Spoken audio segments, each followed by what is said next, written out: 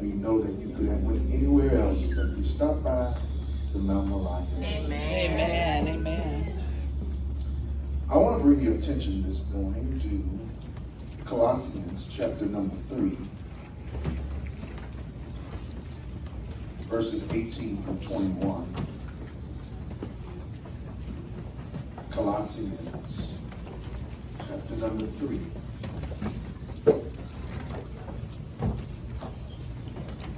Verses 18 through 21.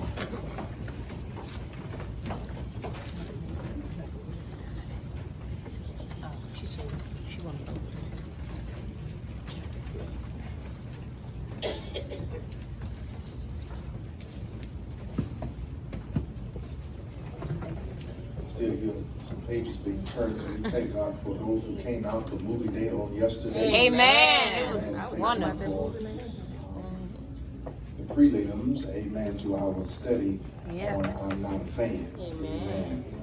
And learning to be a committed and devoted follower of the Lord Jesus Christ. Thank you. Some pages are still being turned. Let me say that Brother Russ Bird is looking for his lost wedding ring. He lost it on last Sunday. It's a silver band. He lost it in the sanctuary. So if you so happen to find it, please put Brother Bird's heart to rest. Yes. And little Sister Bird's, amen, heart to rest as well. Amen. Amen. Colossians chapter number 3, verses 18 through 21. We did that. Amen.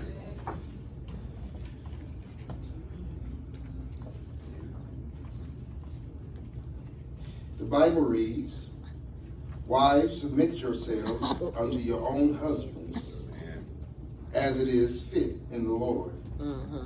Husbands, love your wives, and be not bitter against them. Children, obey your parents in all things, for this is well pleasing unto the Lord. Fathers, provoke not your children to anger, lest they be discouraged." We believe. We believe. The Bible to be. The Bible to be. God's word. God's word. We will hear the word. We will hear the word. Receive the word. Receive the word. Believe the word. Believe the word. And live the word. And live the word. Yes, sir. Yes, sir. We may see Jesus. We may see Jesus. Amen.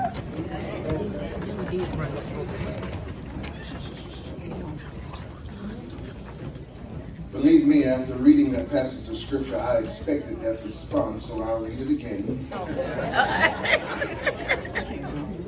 Wives, submit yourselves unto your own husbands, as it is fitting the Lord.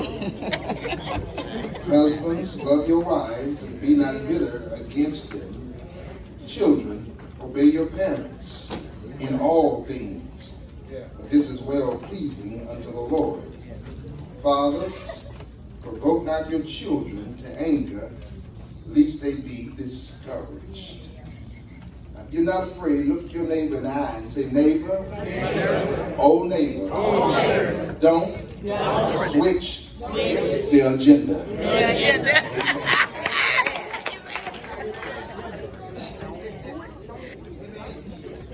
Don't switch the agenda. The world of technology is revolutionary and ever evolving. I've come to understand this more on a personal level with my Apple iPhone and Apple Watch. When departing from home or from a destination headed to another, my iPhone or my Apple Watch automatically pulls up directions from my current location on how to get to the church or back home. I mean, without any initiating the process on my behalf, the iPhone, which is also known as the smartphone, assumes what direction I should go and the destination I am heading to. The smartphone shows the route, it shows the distance of the assumed destination, it shows the traffic condition and the time of arrival. This piece of technology is a wonder indeed, as it holds the capacity to allow tens, if not hundreds, of helpful applications to make life all the better. The news, the weather, the context, the internet, social media, banking, and other information is literally at one's fingertips. For many, the smartphone and one's life have become a major source of convenience, and yet to others, a major source of distraction. A convenience in the sense that it truly is helpful in obtaining information easier, but yet a distraction to others because you can have an agenda to do one thing and yet pick up the phone and spend hours doing another thing. In fact, I've come to the conclusion that my smartphone, so-called smartphone, isn't smart at all, because I've come to that place where I refuse to allow it to dictate to me my next destination. I've come to that place where I refuse to allow it to switch my agenda for the day. I refuse to allow it to tell me what way to go based upon its assumption of where I really need to go. I refuse to allow it to switch the agenda for my day and for my life. So it is, my brothers and sisters, when we look into the backdrop of this letter of Colossians, which according to scholars is a prison epistle, we discover that Paul attempted to navigate the Colossian saints through a dangerous time in their lives as they dealt with false teachings. Paul did not know the Colossian saints personally, neither did he found this particular church. But however, word came to Paul by the founder Ephorus concerning the heresies or the false teachings which were being floated throughout the Christian community while he was under house arrest. Therefore, Paul wrote to redirect the hearts and the minds of the Colossian saints because they were being infected with what was called Judaism. That is, the keeping of religious rituals, ceremonies, and festivals. Paul wrote this particular letter because not only were they being infected with Judaism, but also with mysticism. That is ecstasy, an out-of-body experience where they supposedly commune with God to get a better knowledge of God. But it was only for a select few. Paul wrote this particular letter not only to address Judaism and mysticism, but also asceticism, which is the harsh treatment of the body with the expectation of spiritual advancement. Wow. But not only did Paul write the letter because they were infected with Judaism and mysticism and asceticism, but they also dealt with this thing called humanism, that is the philosophy, the thinking of man rather than the thinking of God, and even the worship of angels. Nevertheless, the teaching did not deny Jesus Christ as a whole, but they offered a reduced version of who Jesus really is. They offered a diminished view of Jesus. In fact, they denied the humanity of Jesus. They said that Jesus wasn't the true Son of God, that he was just an emanation from God, and that he did not come down in the flesh. He was just created by God himself. In fact, they took all of these aspects of philosophies and brought them together with Christian teaching to say this, that this is the way of salvation and spiritual maturity. If we can sum it all up this morning, the philosophy of the church at that particular day and time switched the agenda for God for their lives. However, Paul, throughout the Colossian letter, he penned and he proclaimed both the sufficiency and the supremacy of Jesus Christ. In other words, Paul's point to them was this, that Jesus is already more than enough. That you don't need to go outside of Jesus to gain knowledge of who God is.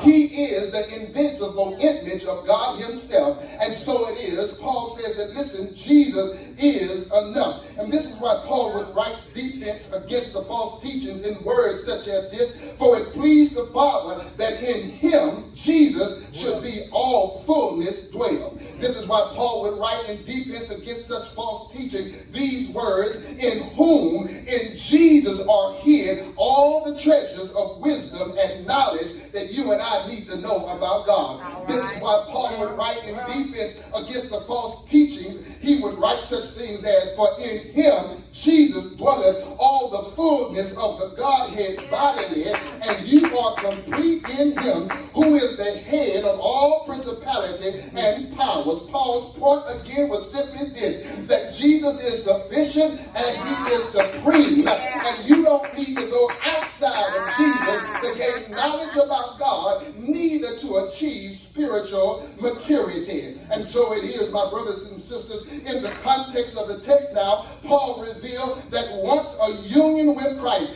has been established, the life of Christ lived out in the life of the believer will make a difference in the Christian home and family. Here it is, a difference would be made because in the Christian home and family, when believers would let the peace of God rule in their hearts, in verse 15, and a difference would be made when they would allow the words of Christ to dwell in their hearts richly in verse number 16. But then a difference would be made when whatever was spoken and whatever was did in the home would be spoken and done in the name, in the character of Christ Jesus. Then a difference would be made in the home and in the family. Preach, Reverend David. What would that difference look like? I'll tell you what the difference would look like. Wives would submit to their husbands. Husbands would love their wives. Children would be obedient to their parents. And then servants would submit to their masters. Listen here now, because Paul was simply saying that when you have Jesus Christ, Jesus is not to stay at the church house, but you ought to take Jesus home. You ought to take him home and put him in every relationship inside of the home. A change would happen when the Galatian saints would not allow the false teaching, would not allow their thinking, would not allow what they thought God would wanted them to do, to switch God's agenda for the Christian home and family. There would be change in the home. And I've discovered, my brothers and sisters, that this is a relevant word for such a time like this, living in America. It's a relevant word because society, the culture, the government, and even in some circles in the church, they try through legislation and declaration and education and reorientation to change God's agenda for the Christian family. And while at the same time, they ignore the God who created the institution of family. And as they tinkle with rearranging the institution of family that God has already created for his pleasing, I can hear the words of God through the prophet Isaiah saying this: for my thoughts are not your thoughts, and neither are your ways my ways, said the Lord. For as the heavens are higher than the earth, so are my ways higher than yours, and so are my thoughts higher than your thoughts. And so it is this morning, you and I must acknowledge afresh that God has an agenda for the Christian home and for the Christian family that cannot and should not be shifted to man's agenda. I'll say it again. You and I need to acknowledge as Christians that God has a design plan for the Christian family that should not and cannot and will not in the life of true Christians be shifted to any other agenda. Preach, Reverend David. I'll refresh your course this morning on the Christian home and family as a must, because there is a tendency, again, to compartmentalize our Christian lives, so much so that Jesus is excluded and even evicted from the home. I mean, we can have him in the church, and we can have him as we walk across the parking lot. We would even let him in the passenger seat, but when we get to wherever we go, we put Jesus out on the curb and say, Jesus, you can't go in my house because that's my business. You can't fool around in my relationship because that's my business. But if you're really a child of God, everywhere you have Jesus in your heart, you'll let him in the relationships. You'll let him in the house. You'll let him in the bathroom and in the bedroom. You'll let him in the living room, in the dining room. You'll let him in the game room. I'll have fun with you today. It's a need for refresher course on the home and family, because there is a tendency to allow the world's philosophy to dictate even to the church the design for the Christian home and family. However, when you and I look at this particular text, it's tailored to teach us that God's design for the Christian home and family is an outworking of the life of Christ in the believer's relationship with one another. In other words, our relationship with Jesus is to be demonstrated in our relationships in the home. In other words, the Jesus in you ought to be able to recognize and respond to the Jesus in others in your home. What does that look like? All right. Yeah. The Jesus in you. Yeah.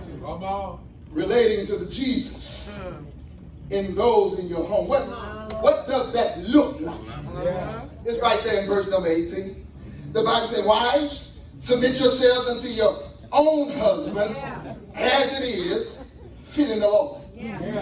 The text presupposes the wife is married to a Christian brother. The text implies the wife is married to a man who loves the Lord, who leans on the Lord, who labors to support his wife, and who longs to lead his home and family by God's agenda. It's here that Paul revealed that the chief responsibility of the Christian wife in the Christian home is to submit to her own husband as it is proper and appropriate and suitable in the Lord. This word submit, y'all, it's gotten a bad rap. I tell you, this word submit, almost to some women who have not learned how to submit, is a curse word. But can I share with you on this morning that this word submit is often seen as a derogatory term. But if we would investigate it a bit further, we come to discover it just simply means to be willing to place oneself under the authority to follow their orders and their wishes. Now hold up now, because submit it means a call to recognize and respond to God ordained authority in your husband. There you go. Amen.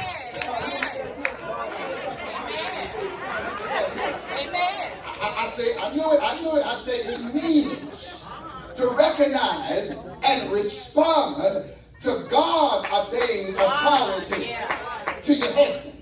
And so submit is not a derogatory term. It's not a diminishing term. It's not a degrading term. It's not a demeaning term. Submit does not convey slavery or servitude. Submit is not a term that strips the wife of her self-dignity and value, but rather submitting wife to her husband is her worship, it's her witness, and it is her work. Preach, Pastor. That is fitting. That's right. Appropriate. Suitable in the Lord. In fact, the benefit of a wife submitting to her own husband is the position where she grows in her full potential, her purpose, her prosperity in the Lord, as she supports her husband in her role as being a helpmeet, as a suitable partner. So it is, Paul pointed out, the command to the wife submitting to her husband as the chief obligation. It was important in that day and time because there were women in the church who were beginning to emancipate themselves, who were beginning to switch God's agenda based upon some bad information. There were some women in the church who began to loose themselves from the obligation of submitting to their husbands. So it is, Paul commanded the wife to come in compliance with God's design for Christian marriage and family by submitting to their own husbands. An important role and function in the Christian home. Can I tell you that's not my order, that's God's order. If you got an argument you have one against God in that meeting, that's God's plan, that's God's way, and that's God's mind for marriage. And I submit to us on this morning that God's agenda hasn't changed for the Christian marriage. God's design for the Christian wife in the Christian home is still to submit to her husband, to support him and undergird him as he fulfills his role as being the head of the home, and she fulfills her role as being the helpmeet, the suitable partner with dignity and equality in the marriage. The wife submits to a God-fearing husband. She provides that support, that stability, that sustenance, and that strength to the life, love, and labor of her husband. In fact, Paul wrote the same message to the church at Ephesus in Ephesians 5:24. He says, therefore, as the church is subject unto Christ, so let the wives be to their husbands in everything. Submit, wives, to your husbands in everything. Everything means everything. Submit in everything. And submit humbly. Submit lovingly. Submit voluntarily. Submit willingly.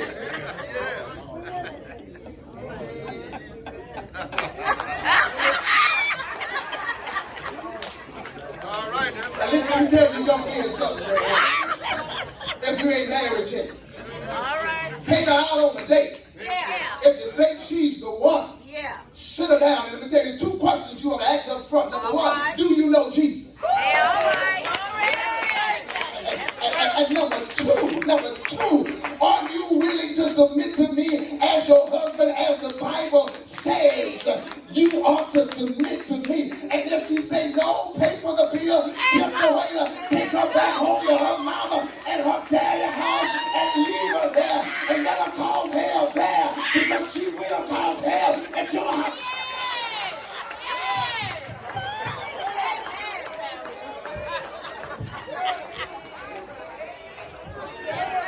I wish I had that good sense when I was growing up. I wish I got it.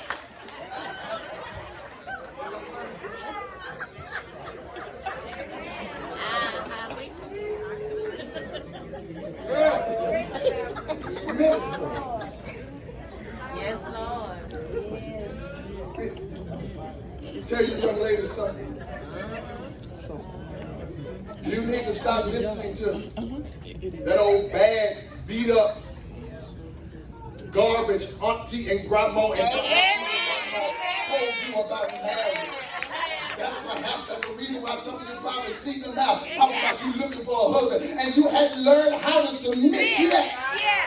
And your first person you submit to is the Lord, Jesus Christ. And when you can submit to the Lord, you can submit to a God-fearing husband.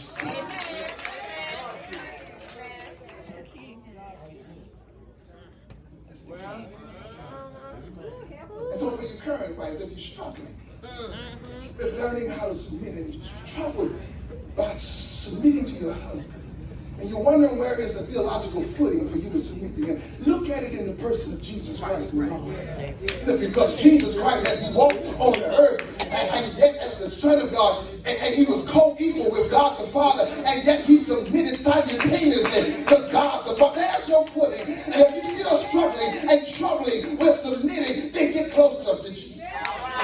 Grow and get closer to Jesus. And then do what Dr. Warren Wisdom said. You got to put on some grace clothes. Let me tell you what your grace clothes is. It's the peace of God controlling your heart. It's the word of Christ dwelling in you richly. It's whatever that is spoken and done is done so. It's spoken in the name by the character of Jesus Christ. And you can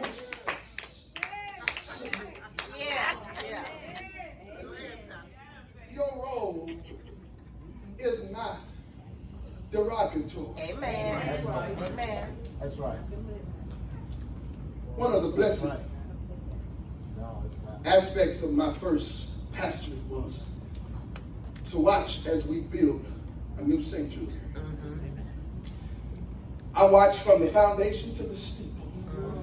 I watched how they dug up the soil, replaced it with new soil, packed it down, began to dig trenches in the foundation, and then they laid steel, which was called rebar. They would get in the trenches and tie the rebar together. And then the exciting part I got excited about is to see if concrete trucks coming. The cement trucks coming. Begin to pour cement onto the foundation. And when it was cured, I walked on it. And I noticed the cracks. And I noticed the chips. But it didn't break. Can I simply submit to you on this morning? Wives, when you submit to your husband, you are like rebar in the family.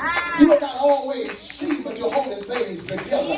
You are like rebar in the family. Although some things may crack, it won't crumble. You're like rebar to the family. Although your husband may slip, he won't shake. Yes, you're like rebar to the family. You're holding things together. You are the strength. You are the substance. You are the support for your husband.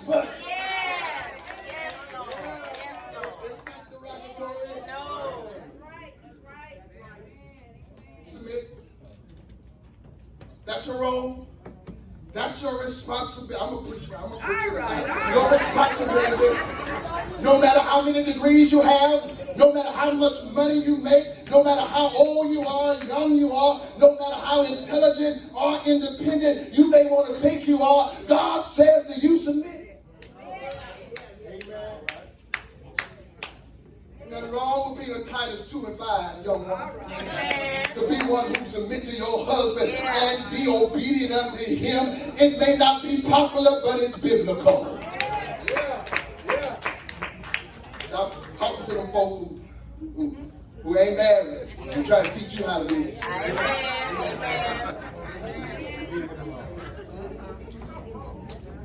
Now, husbands, you can't make your wives submit to you. That's something they have to do themselves. They're supposed to submit voluntarily and willingly and lovingly to you.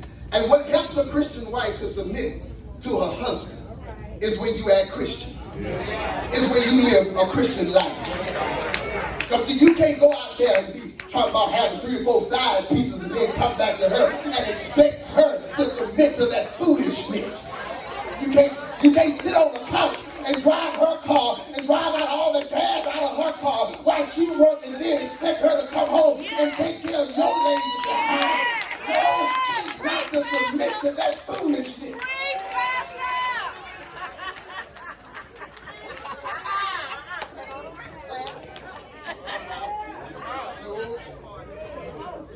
You can't expect your wife to submit to you in things that are contrary to God's will for your life and for the life of the family. This is why Paul spoke to the whole family. He says, wives, submit.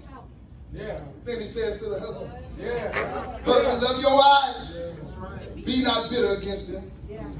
In the headship role, the Christian husband is to, I'm going to charge y'all for this, is to love his wife. It's the God-given position of authority. It's a nurturing position. It's not a dictatorial authority over the wife and the children. The husband is commanded to love his wife. At the heart of the Christian home and family is the love of God flowing through the Christian husband to his wife. Paul commanded the husband to love his wife, which is a giant step up from the way Romans and Greeks treated their wives. They treated them poorly. They treated them like property instead of people. They treated them like animals instead of people. They had no voice. They had no rights. They lived entirely in seclusion. They were diminished to servitude. They were relegated to a life beneath the image of God. Paul literally says to them, listen, the Christian home, God's design for the husband was to love his wife. Not just with this eros love, this romantic love. Yes. Anybody can do that. Not just with this filial love, this brotherly and sisterly love. Anybody can do that. But no, with this agape love, this unconditional love, this unwavering love, and this unceasing love, this love that sacrifices, this love that supports, this love that is selfless, this love that is sustaining. That's the love Paul commanded the husband to demonstrate to the wife. It's a picture of the love Jesus established for the church. Paul wrote in Ephesians 5:25, husbands, love your wives, even as Christ also loved the church and gave himself for it. Can I submit to you that God's agenda is still on the table and it's still the same? Husbands are to love their wives. Without becoming bitter and angry and resentful and harsh. And wives should be loved with the love of God through the husband by the power of the Holy Spirit. Love her thoughtfully. Love her intellectually. Love on her financially. Love on her socially. Love on her recreationally. Love on her sexually. Love on her emotionally. Love her with that type of love. Love on her. Love her with a love that will cause you to sacrifice for her your own life. Love her with a love that will put her needs before your needs. Love her with a love that will keep you humble Love her to the point that you treat her like a person and not property. Love her to the point that you treat her as a necessity and not an option. Love her with the purpose of her being an equal partner with a voice. Amen. Amen.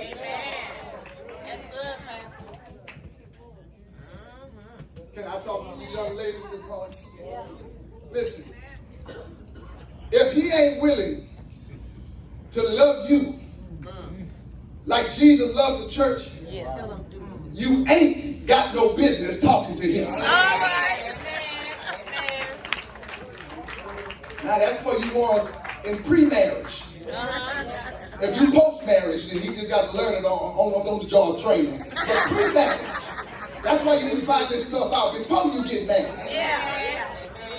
I said, if he ain't willing to love you like Jesus loved the church, you ought not be talking to him.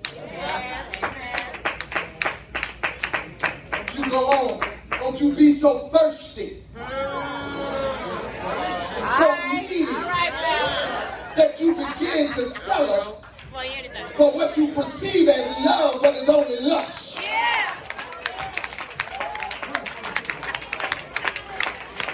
Because see, you like a lollipop. You look good on the outside, but you got some stuff on the inside. And until he can love you through your stuff, he just loves you. He just loves you. You don't know no better. You don't know better. And can I tell you? Listen. I ain't holding back. Listen. Go ahead, His love starts in the upper room. Amen. And not in the bottom room. His love starts up there. If he ain't willing to love you up there, he sure enough can't love you in the bottom room because he got other rooms to go to. But he loves you in the upper room. Yes. Tell him you need to learn how to love you intellectually in the upper deck. Tell him he needs to learn how to love you in the middle room of your heart. And then bring you to the altar and put a ring on it and marry you. That's when you invite him in the bottom room.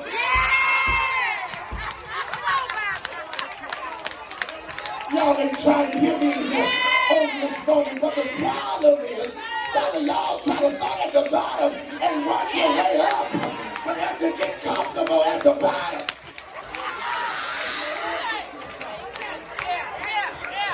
Y'all ain't trying to talk back to me, but y'all don't want to be real in this place this morning.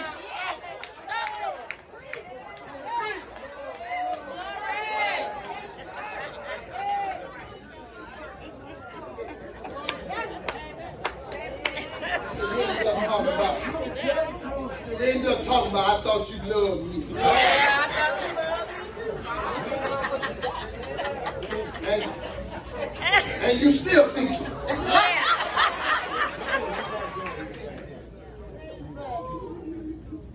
God's design, the role of the Christian husband is to love his wife and not to allow bitterness to develop in the marriage. Why did Paul say that to the husband? He said that the husband because the husband being out front, the head, it's easy for you to focus on being the head and then have the perspective that the wife is inferior to you. And in that inferiority, the heart begins to grow bitter.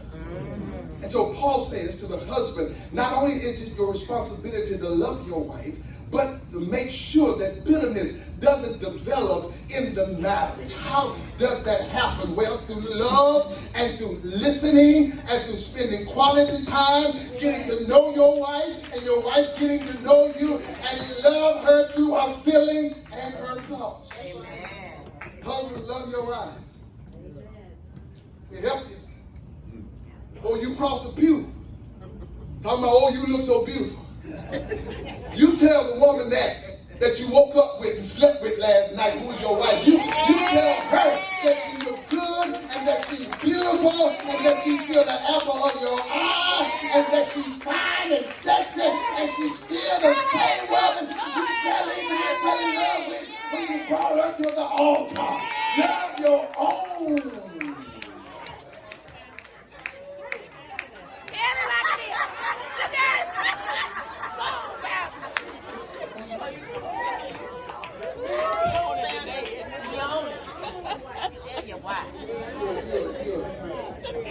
You're a sad dog if you don't wag your own tail.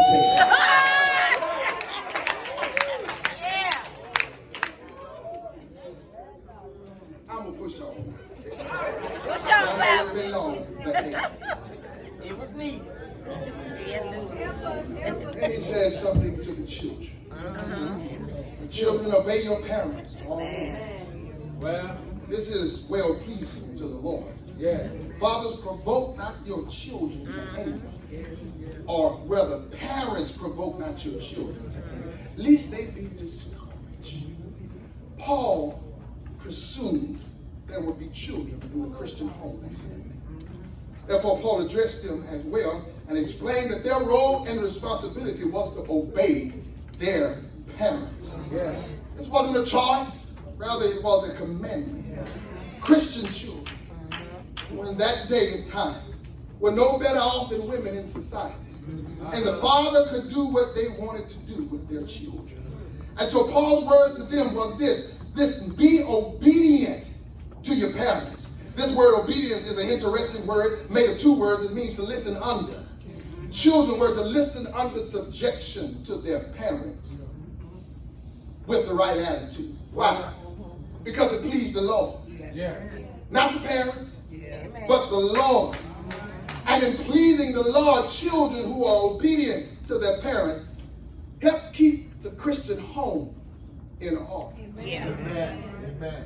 Listen, children, you have one job to do, and that is to be obedient to your parents. Listen under subjection to your parents. And you ought to be obedient to your parents with the right attitude. Don't be obedient and yet disrespectful at the same time. Don't be obedient and talk back at the same time. Don't be obedient and then take your time in doing what they ask you to do. Your obedience is required because it's what Christian children do. It's right in the eyes of the Lord. That's how you honor your parents. It's a command that comes with the promise of way of being and long life. Yeah. Young folk, in case you want to know where to begin in being obedient to your parents, I'm giving you 3 ways to begin. First of all, listen to what is asked of you to do. Yeah. Secondly, understand what it is that is asked of you to do. Yeah. But then do what it is Yeah. that is asked of you to do. Listen, understand, and do it. Do it with the right attitude. Don't just be obedient in some of the things. But God's design for the Christian family is that the children be obedient in all things.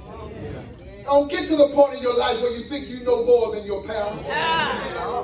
They traveled that pathway before. They made mistakes. And they're trying to get you and keep you from making those same mistakes. Yeah. So he says something else to the children, to the parents, brother.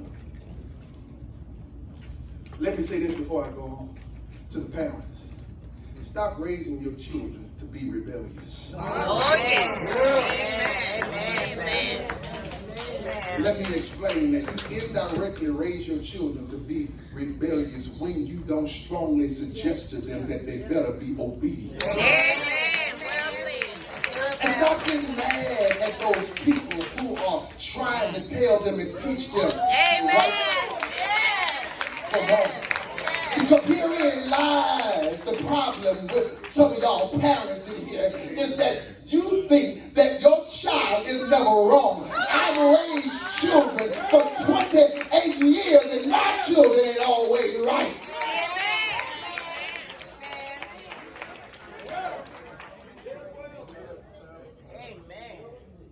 I'm coming to a close. Listen. Paul says fathers, and rather that word fathers can be translated parents. Said make sure you don't provoke your children. You don't stir them up. You don't make them resentful. You don't make them bitter and rouse them to anger, lest they come to the point of being discouraged. Again, in Paul's day, the father could do anything with his children. He could beat them. He could sell them. He could kill them, and no cavalry would come. No child advocacy would show up at the house. So Paul says that, listen, because you are a Christian family, be obedient. And parents, don't you stir up anger in your children. Don't keep on bringing up their past mistakes, throwing it in their face. Don't keep on beating them down verbally and showing them down physically. Amen. Beating them up over and over and over again until they feel like they are nothing and they cannot meet your standards. Well, It is said that there's 2 ways to break a horse. One is with a saddle, a bit, a halter, and a blanket. And over time, obedience would come to that horse and a spirited passion. yeah.